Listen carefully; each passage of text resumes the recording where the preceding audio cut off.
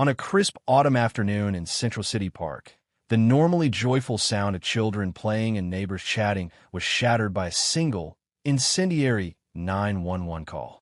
Mrs. Eleanor Pritchard, a stern elderly woman known for her rigid views and cutting remarks, stood near a row of maple trees. Her eyes, narrowed in disdain, fixed upon a small family gathered on a park bench. A black mother with her white son quietly laughing over a shared ice cream cone. To Eleanor, the sight was an affront, a symbol of what she considered an unnatural mismatch that defied the traditions she held dear. Without hesitation, Eleanor pulled out her phone and dialed 911. Her voice, trembling with self-righteous indignation, rang out in the calm of the park. "There's a black mother here with a white boy. This is not right. I demand someone come and handle this immediately." Her words were laced with contempt and certainty, as if she were convinced that such a family was a threat to the order of society. Within moments, the park's pleasant ambience turned tense. Onlookers paused in their activities as whispers spread and phones were raised to record the unfolding drama. Eleanor's face glowed with a perverse sense of triumph as she watched the chaos begin to ripple outward. She believed she was defending a sacred order, unaware that her own perceptions were about to be dismantled. As the distant wail of approaching sirens grew louder, every eye in the park was fixed on the unfolding scene. The questions began to mount in the minds of the witnesses. Was Eleanor's call a cry for help or a call for injustice? And what would the authorities find when they arrived? In that charged moment, an unexpected tremor of fate was set in motion. A moment that would soon force everyone present to confront deep-seated prejudices and reveal secrets that would shatter one woman's carefully constructed world. Unbeknownst to Eleanor, the family she had denounced was not a random aberration. The truth behind their lives was woven with history and unexpected ties, a truth that would soon emerge and upend everything she believed. The stage was set for a dramatic reversal. The very act of calling 911, intended to enforce her narrow view of decency, would instead expose the complexities of identity and force a reckoning that would leave her speechless. Before we go any further, subscribe to the channel and comment below where you're watching from. For our returning subscribers, thank you so much for your unwavering support. It truly means a lot to our community. Central City Park was a cherished green oasis amid the urban sprawl, a place where diverse communities gathered, where families picnicked on sun-dappled lawns, and where art, music, and conversation intertwined. On that autumn day, the park was alive with the energy of life. Children darted between trees, couples strolled along winding paths, and street vendors offered warm beverages and treats to passers-by. At the center of the day's unfolding drama was Mrs. Eleanor Pritchard. In her late 70s, Eleanor had spent her life clinging to old-world values. With her silver hair neatly pinned back, her tailored cardigan, and her piercing eyes that seemed to judge every passerby, she had earned a reputation as a traditionalist, one who could not tolerate anything that strayed from her rigid expectations. For Eleanor, the world was black and white. Nothing in between could be allowed to exist. She prided herself on maintaining a pristine social order and viewed any deviation as a threat to that order. Contrasting sharply with Eleanor's hardened worldview was the family she encountered that day. The black mother, whom we shall call Monique Washington, exuded warmth and resilience. In her mid-30s, Monique carried herself with quiet confidence. Her dark skin glowed softly in the autumn light, and her smile was gentle yet strong. Seated beside her was her son, Jason, a bright, cheerful boy of about 8 years old, with wide eyes and a contagious laugh. His appearance, a striking contrast to his mother's rich features, had sparked Eleanor's immediate ire. What Eleanor failed to see was that Jason's light skin was simply a reflection of a unique family story, one that was as natural as it was complex. Monique's story, however, was one of both struggle and triumph. A single mother by circumstance and by choice, she had worked tirelessly to create a loving home for Jason while overcoming the obstacles thrown in her path. Her determination and resilience had earned her the admiration of her community, though not everyone shared that sentiment. Meanwhile, Jason, with his innocent curiosity and boundless energy, was a symbol of hope, a living reminder that love and perseverance could bridge even the widest divides. The setting of the park, with its vibrant tapestry of life, was a sharp contrast to Eleanor's narrow, prejudiced perspective. Here, diversity was celebrated. Every face, every conversation, every burst of laughter contributed to an environment where differences were embraced rather than condemned. Yet, on this fateful day, Eleanor's eyes had locked onto Monique and Jason with a judgment that would set off a chain of events she could never have foreseen. Unbeknownst to Eleanor, the family before her was deeply intertwined with the fabric of Central City's history, a history that would later reveal unexpected connections and secrets. The park, with its sprawling lawns and rustling leaves, was about to become the stage for a confrontation between old prejudices and new truths. As the day unfolded, the clash between Eleanor's rigid beliefs and the vibrant reality of Monique's life would escalate, leading to revelations that would shatter Eleanor's world in ways she could not imagine. In the moments following Eleanor's desperate 911 call, the normally tranquil Central City Park was transformed by tension and uncertainty. Within minutes, police cruisers arrived, their flashing lights cutting through the autumn dusk. Officers, accustomed to responding to calls of disturbance, moved quickly to assess the situation. Among them was Officer Thomas Reed, whose steady, calm demeanor belied the gravity of the moment. Eleanor watched from a distance, her face alight with self-righteous satisfaction as the officers approached Monique and Jason. "I'm just doing my duty," she muttered to herself, convinced that she was defending the natural order. Meanwhile, Monique, who had been enjoying a quiet moment with her son, suddenly found herself surrounded by uniformed figures. Jason clutched his mother's hand tightly, his eyes wide with confusion. Officer Reed began to ask questions, his tone professional but tinged with curiosity as he tried to understand the disturbance. "Ma'am, can you tell me what happened?" he asked Monique. With a gentle, measured voice, Monique explained that she had been sitting peacefully when an unidentified bystander had shouted obscenities, remarks that had upset Eleanor. However, the officer's attention was quickly drawn to Eleanor, who insisted loudly, "They don't belong here. A black mother with a white child. This is outrageous." Her words, laced with a venom that made even the stoic officer wince, hung in the air. As the questioning continued, the situation began to unravel further. Several park visitors stepped forward with their own accounts, noting that Monique and Jason had behaved respectfully all day. "I've seen them here for years," one elderly man remarked. "They're good people." His voice, carrying the weight of long experience, contradicted Eleanor's vitriolic claims. The growing chorus of support for Monique and Jason soon spread on social media. Bystanders' videos and testimonials painted a clear picture of a loving, peaceful family that had become the target of one woman's racist outburst. The hashtag Justice for Monique started trending locally, drawing the attention of community activists and local news channels. Within the police department, internal chatter about the call grew.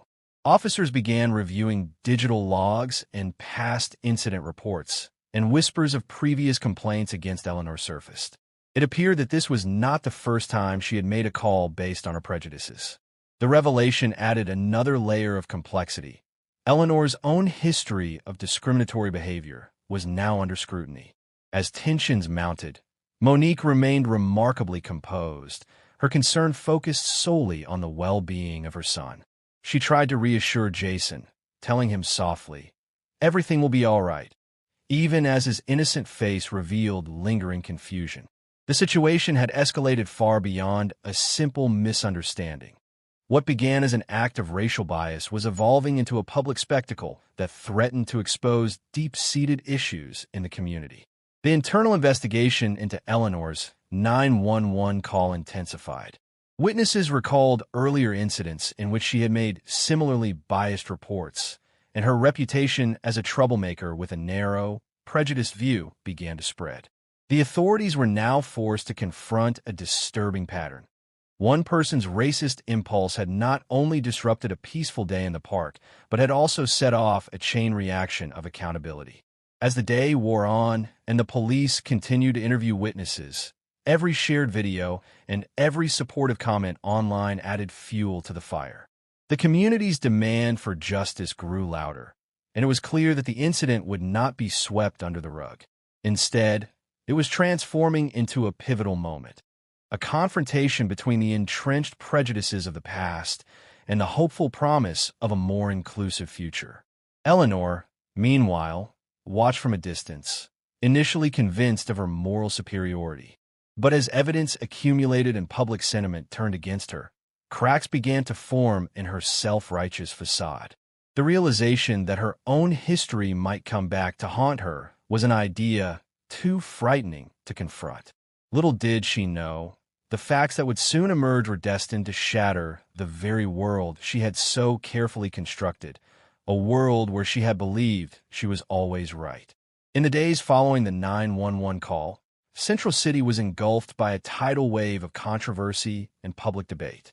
Social media platforms buzzed with videos, tweets, and posts condemning the racist call and rallying around Monique and Jason.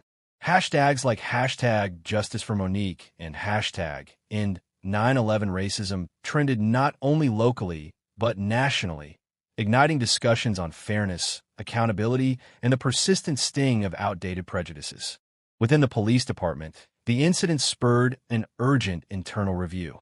Senior officers, alarmed by the growing evidence of Eleanor Pritchard's history of racist calls, convened emergency meetings.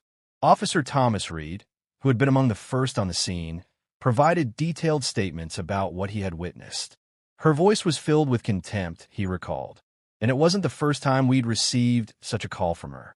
His testimony, combined with digital logs and security footage from the park, painted a damning picture. As the investigation unfolded, community leaders and civil rights activists seized the moment to demand systemic change. Protests erupted outside City Hall and near the park, with demonstrators holding signs that read, "No to racism," and "Every life matters." At one rally, a prominent activist declared on live television, "This incident is a symptom of a broken system that still tolerates hate." Today, we stand united to ensure that no one's world is shattered by ignorance and prejudice. Local news channels ran continuous coverage, and a detailed report was published, revealing Eleanor's pattern of biased 911 calls over the past several years. The revelation shocked the community. The woman who had confidently reported a black mother with a white son was now exposed as a serial offender of racist behavior. Public opinion shifted rapidly. Those who had once turned a blind eye were now demanding accountability. "We cannot allow such hate to go unchecked," one commentator stated during a televised discussion. Meanwhile, Monique Washington and her son Jason became inadvertent symbols of resilience. Interviews with Monique revealed a life of struggle and perseverance, a story of a loving mother determined to give her child a better future despite the odds. "I have faced my share of challenges," she said in a recent interview, "but I will not let hate dictate my life or the life of my son." Her words resonated deeply, and her calm composure in the face of public scrutiny earned her widespread admiration. Internal emails leaked from the police department further amplified the tension. They revealed that previous complaints about Eleanor's bias calls had been dismissed by supervisors reluctant to confront the issue. The leaks spurred calls for a full, independent review of the department's handling of such incidents. The pressure was mounting on every level, from the community demanding justice to the department forced to reckon with its own failures. As the investigation progressed, every new piece of evidence, from security camera footage to multiple eyewitness accounts, reinforced the message that Eleanor's actions were part of a long, troubling pattern of racism. The internal review was no longer a bureaucratic exercise. It had become a moral imperative, a call to dismantle the prejudiced practices that had long been tolerated. Public forums and town hall meetings were organized, where citizens demanded transparency and accountability. Local politicians and community leaders came together, urging the police department and local government to enact reforms that would prevent future incidents. We must build a society where every call for help is taken seriously and every voice is heard without bias, one council member declared during heated debate. The mounting social pressure began to produce tangible results. The city's Internal Affairs Office, under immense scrutiny, announced that it would launch a full investigation into Eleanor Pritchard's record and the culture that had allowed her hate-filled calls to persist. This announcement was met with a mixture of relief and cautious optimism by the community. The sense that justice was not only possible but imminent electrified every conversation and every social media post. For many, this was the beginning of a transformation, a moment when the scars of racism would finally be addressed head-on. The rising tension was a testament to the power of collective action, as every tweet, every protest, and every leaked document chipped away at the old order. Central City was on the brink of a major change, and the call for accountability grew louder with each passing day. By the end of the week, the internal investigation had gathered overwhelming evidence that Eleanor Pritchard's series of racist calls was not an anomaly, but a reflection of deep-rooted biases that plagued the system. The stage was set for a dramatic turning point, a moment when the truth, long buried beneath layers of prejudice, would emerge and force a reckoning that would shatter one woman's world and, hopefully, pave the way for lasting change. The decisive moment came on a chilly morning in a packed conference room at Central City's administrative building. Senior officials, legal advisors, community representatives, and local media gathered to witness the final resolution of the investigation into Eleanor Pritchard's racist 911 calls. With a calm, resolute tone, the head of the Internal Affairs Division, Director Samuel Green, stepped up to the podium. After an exhaustive review of all available evidence, including security footage from Central City Park, digital logs of previous calls, and multiple eyewitness testimonies, we have reached an inescapable conclusion, Director Green began, his voice echoing across the silent room. It is abundantly clear that Mrs. Eleanor Pritchard's actions have been driven solely by personal prejudice. Her repeated 911 calls targeting families based on their race are not only reprehensible, but have caused real harm to individuals and our community. A heavy silence fell as Green continued. Effective immediately, Mrs. Pritchard is being held accountable under the provisions of our community safety laws, and her record will be subject to further disciplinary review. This decision stands as a clear message. No one is above accountability, and hate will not be tolerated in our society. His words were delivered with a firmness that resonated deeply with every person present. At that moment, a familiar face in the audience, Monique Washington, the black mother who had been the subject of Eleanor's earlier call, rose to speak. With a calm yet powerful voice, she addressed the assembly. I have always believed that love and unity should triumph over hate. Today, we see that even when someone tries to tear us apart with prejudice, the truth will ultimately set us free. Her words were met with heartfelt applause and serve as a turning point for everyone in the room.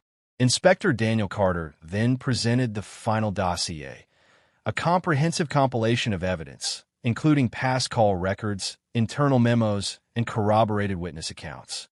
Every piece of evidence painted a damning picture of a pattern of discriminatory behavior that had persisted over the years. The Internal Affairs panel unanimously agreed that the evidence was irrefutable. The announcement of the disciplinary action against Eleanor Pritchard sent shockwaves through the community. The once self-assured woman, who had believed her views were unassailable, now faced the consequences of her actions. The turning point was not only a punitive measure. It was a moment of profound transformation, a message that the truth would always prevail, and that the walls of prejudice would eventually crumble under the weight of accountability. In that pivotal moment, the balance of power shifted irrevocably. The community, which had long suffered under the sting of bias, now stood united in its demand for justice. The decision to hold Eleanor accountable was celebrated as a victory for fairness, a clear declaration that discrimination, in any form, would no longer be tolerated. The shock on Eleanor's face captured in every camera angle, became an enduring symbol of the day when her world was shattered by the unyielding power of truth. In the weeks that followed the landmark decision, Central City began to heal from the wounds inflicted by years of unchecked prejudice. News of Eleanor Pritchard's disciplinary action and the thorough internal investigation spread rapidly throughout the community, sparking intense discussions about accountability and the need for systemic change. Local media hailed the verdict as a turning point, and social networks buzzed with messages of solidarity and hope for a more inclusive future. Monique Washington, whose life had been upended by the hateful 911 call, emerged as a symbol of resilience and dignity. In community meetings and public forums, she shared her story with quiet strength, urging others to stand together against discrimination. "Our diversity is our strength," she told a gathering of supporters. "When we face hate with unity and courage, we create a future where every family is respected." Her words resonated with many, inspiring a broader movement that demanded that no act of racial bias be ignored. Within the city's administrative offices, senior officials took decisive steps to reform the policies that had allowed such hateful actions to go unchecked. New training programs focused on cultural sensitivity, ethical communication, and the proper use of emergency services were implemented for all public safety personnel. Regular reviews of call records and disciplinary actions were mandated, ensuring that every report of bias would be scrutinized thoroughly. "We are committed to transparency and accountability," declared Director Green in a follow-up press conference. "This is not just about one woman's actions. It is about rebuilding trust in our institutions." Local civil rights organizations and community leaders joined forces to organize town hall meetings, public rallies, and educational workshops aimed at dismantling long-standing prejudices. Banners reading "Every Voice Matters" and "Justice for All" were seen throughout Central City, and local politicians pledged to enact policies that promoted inclusion and equality. The collective determination of the community was evident.